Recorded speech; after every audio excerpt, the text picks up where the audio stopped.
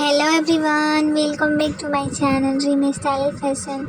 कैसे हैं आप सब? उम्मीद करती हूँ आप सब खैरियत से होंगे। तो फ्रेंड्स, इस वीडियो में ब्राइडल मेहंदी के डिज़ाइन है।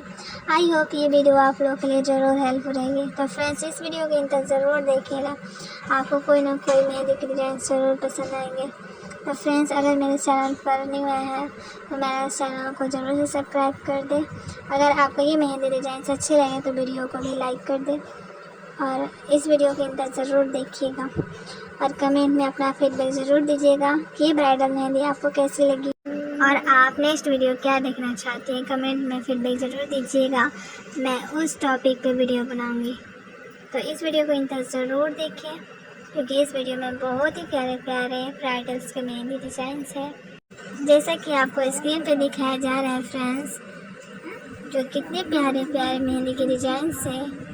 अगर आप मेहंदी के डिज़ाइंस लगवाना चाहते हैं तो आप ऐसे मेहंदी के डिज़ाइन जो करा सकती हैं जो दिखने में बहुत ही स्टाइलिश और ट्रेंडी है।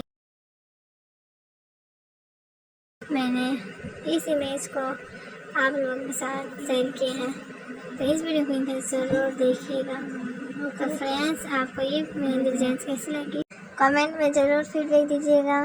Thank you.